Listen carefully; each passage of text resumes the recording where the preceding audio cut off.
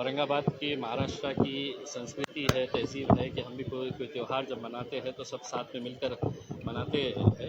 मैं आज औरंगाबाद के पुलिस कमिश्नर निखिल गुप्ता साहब से मिलने के लिए आया था और उनसे यही बात के ऊपर चर्चा की कि हमारी मदद कैसा चाहिए, कह करके आप बताइएगा कि हम किस तरह से हमारे शहर के अंदर शांतता बनी रहे, इसके लिए हम क्या प्रयास कर सकते हैं। अगर हमारी कुछ मदद लगती है तो आप हमें बताइएगा। इन मुद्दों के ऊपर चर्चा हुई है। दूसरी बात ये है कि राज ठाकरे साहब आने वाले हैं, उनकी सभा होने वाली है और मैं उनको इतना ही कहना चाहूँगा कि आप 1 तारीख के दिन आपकी सभा है आज मराठवाड़ा सांस्कृतिक मंडल के मैदान के ऊपर करीब 7:30-8 बजे आपकी ये सभा शुरू होंगी। इससे पहले अगर आप हमारे साथ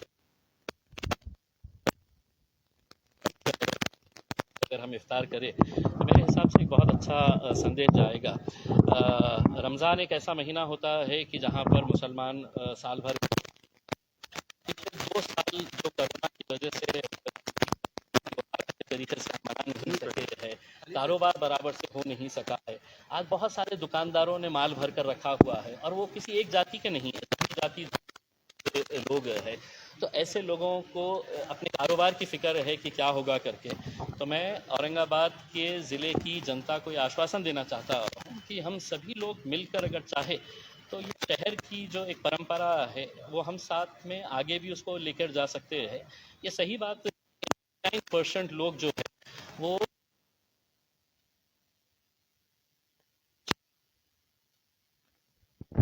कुछ ना कुछ हंगामा हो करके। अब ये जिम्मेदारी पुलिस की है और हमें पूरा पुलिस के ऊपर विश्वास है कि वो जो 1% है, चाहे वो किसी भी जाति, धर्म और मज़हब या किसी भी राजनीतिक पार्टी के से ताल्लुक़ रखते हो, इनको कंट्रोल करने के अंदर पुलिस पूरी तरह से सक्षम है। हमको इतना पूरा विश्वास है। हम सिर्फ इतना कहना चाहेंगे, जो सियासत करने के लिए आए हैं वो सियासत करे और जो इबादत करना चाह रहे हैं उन्हें इबादत करने दें। तुम्हाला का भीती वाटते की औरंगाबादचं वातावरण बिघडेल? देखिए, मेरा नहीं है। मुझे आज बहुत सारे छोटे मोटे दुकानदार, जो कारोबार करने वाले जो लोग हैं, जिन्होंने अपनी दुकानों के अंदर माल भर कर रखा हुआ है और वो सभी जाति के लोग हैं, उन्हें कहीं ना कहीं ये एहसास हो रहा है कि साहब कुछ होगा क्या। तो हम उनको यकीन दिलाना चाह रहे हैं कि कुछ नहीं होगा और हम ये पुलिस डिपार्टमेंट को भी ये यकीन दिलाने के लिए आए हैं कि आप पुलिस से ज़्यादा यहाँ के लोक प्रतिनिधियों का इस्तेमाल करिएगा, क्योंकि ये शहर सबका शहर है। भोंगा उतरवण्याची 3 तारखेचा अल्टिमेटम आणि त्यानंतर 1 तारखेची सभा MIMची, कसं बघता या सगळ्याकडे आणि अल्टिमेटमवर तुमची प्रतिक्रिया? देखिए, इसके बारे में महाराष्ट्र के गृह मंत्री ने पूरी अच्छी तरीके से खुलासा कर दिया है। अब हम ये मुद्दा जो है, ये मुद्दा जिस तरीके से हैंडल करना चाहे, जो कानून है वो कानून हमारे लिए कोई अलग नहीं है। अगर सुप्रीम कोर्ट का कोई आदेश है तो उस आदेश का पालन होना चाहिए, हम भी ये मानते हैं उसमें, लेकिन ऐसा जोर जबरदस्ती से ना करे तो मेरे हिसाब से, वरना इसका कोई अंत नहीं रहे। राज ठाकरेला ज्या छठी आरती सांगितल्या, राज ठाकरेच्या बाबत एक पत्रक तुम्ही काढलेलं होतं। देखिए, मेरा यही कहना है कि ये मैं तमाम लोगों को ये बताना चाहता हूँ, मेरे हिंदू भाइयों को भी और मुसलमानों को भी ये बताना चाहता हूँ कि ये जो मामले हम पिछले कुछ दिनों से, कुछ महीनों से जो देख रहे हैं, ये हिंदू और मुसलमान का मुद्दा नहीं है। ये मुद्दा कि हिंदुत्व की रक्षा सबसे ज़्यादा कौन कर सकता है। तो इसके अंदर 3 पार्टियां जो है वो मैदान में उतरी हुई है। एक तरफ भारतीय जनता पार्टी है, दूसरी तरफ शिवसेना है और तीसरी तरफ ये मनसे है।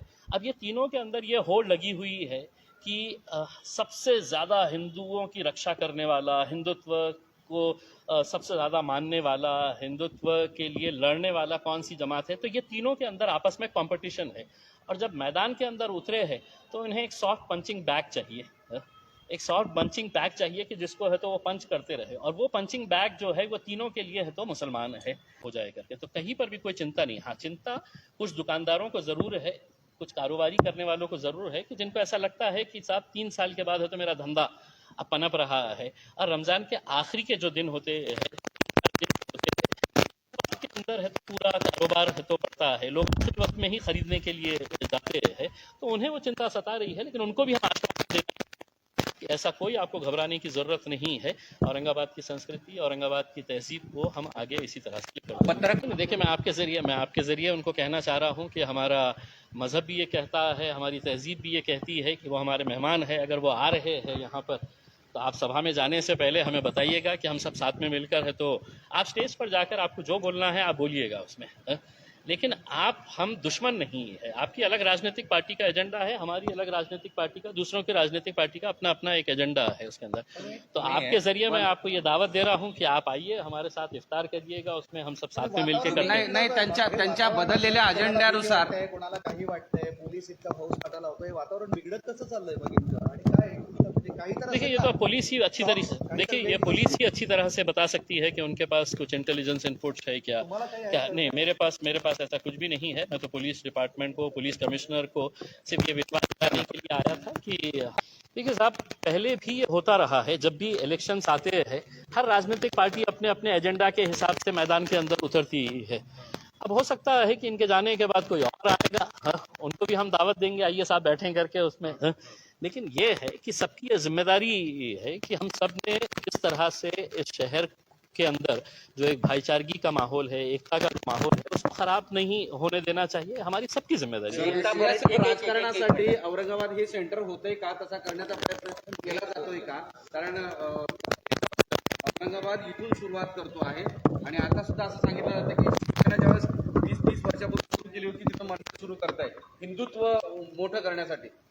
देखिए, किस किस की क्या क्या सोच है इसके बारे में तो मैं बता नहीं सकता हूँ, लेकिन मैं सिर्फ इतना कह सकता हूँ कि औरंगाबाद को अगर सब जने अगर टारगेट कर रहे हैं तो औरंगाबाद में आने से पहले औरंगाबाद की संस्कृति, औरंगाबाद की तहजीब और औरंगाबाद की समझ एक शेवटचा एक प्रश्न